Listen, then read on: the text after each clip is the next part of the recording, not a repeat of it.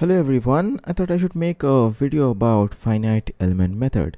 So many students are new or even researchers who are new in this domain and are still unable to understand what is it all about, or they have just come to know that they have to use finite element simulation in their work. So this may be very useful for you all. So in short terms, finite element method or FEM is a way to predict how a real object or physical system will behave before we build it. So instead of trying to understand the whole object at once, um, FEM breaks it into smaller pieces that are easier for the computer to work with. Engineers use this to approach to estimate things like stress, temperature, vibration, or any other parameter that they want to optimize or study.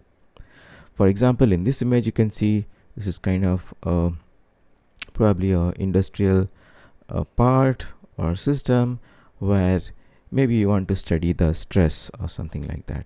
So in all those cases, this is really useful. This is one of the example. There are a ton of example. Now the big idea behind FEM is that it is simple, meaning just divide the domain, solve, and reassemble. We start with one of the complicated shape or physical domain, right? As you can see in this image, it is made up of small triangles on the surface. Then we split it into many small elements. Then solve a simpler local approximation inside each elements. Then assemble all local pieces into one global model. Then recover quantities engineers care about like displacement, stress, heat, voltage, pressure, and so on. A simple way to picture FEM is to imagine a pizza. If you try to describe the whole pizza at once, every curve, topping position, and the shape details can become hard to manage.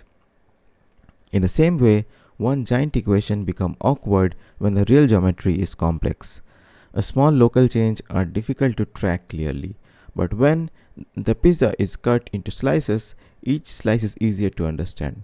We can describe each pieces with a simple rule, and when all the slices are put back together, we understand that it is the whole. FEM works in a similar way.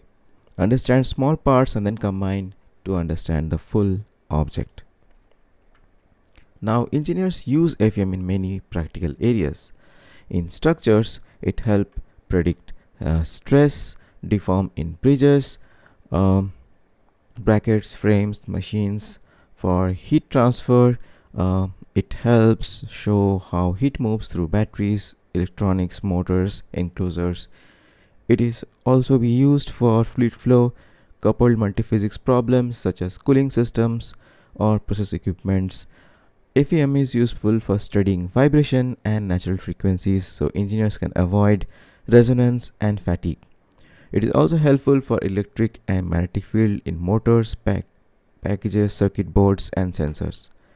In semiconductor and chip packaging, where geometry is too complex for hard calculation, this is again used a lot. Now, mesh is the heart of a FEM problem. Basically, a mesh is a network of small elements used to approximate the real object. So, if you see this image, you can see there are small triangles. So, the core idea is that you have a complex geometry divided into small parts, solve the equations or boundary conditions along with the equations in those small parts, merge the solution to get the desired result. But it is not easy as it sounds. There are convergence issues and other issues. Even developing mesh for complicated object is sometimes challenging as well. So smaller elements usually capture gradient, hotspots, or like sharp change in value. But there is a trade-off. The finer mesh usually takes over time and a lot of resources. That is why good analysts do not make everything extremely fine. They refine the mesh where the physics is changing quickly and keep it simpler where the detailed is not needed as much. So basically in practice, the FEM workflow usually follows a clear sequence.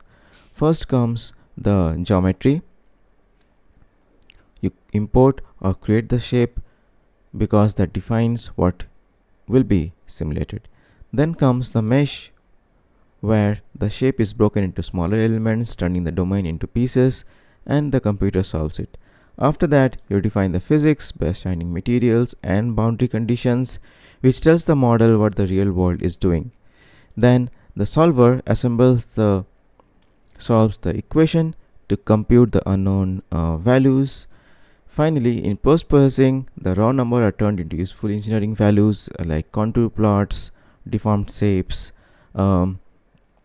Even using the post-processing value, you learn a lot about whether you need to rerun the model or you have to optimize and so on. So let's look at the bridge simulation example. The first question usually we can ask is, will the bridge bend too much, vibrate, or fall back like when there's a lot of load? Now, how will you solve this kind of a problem? So for a problem like the bridges, you can actually simulate and get an idea about the stress point, at what load, what is the stress that is happening, the deformation that is happening. All those things you can actually do using FEM simulations.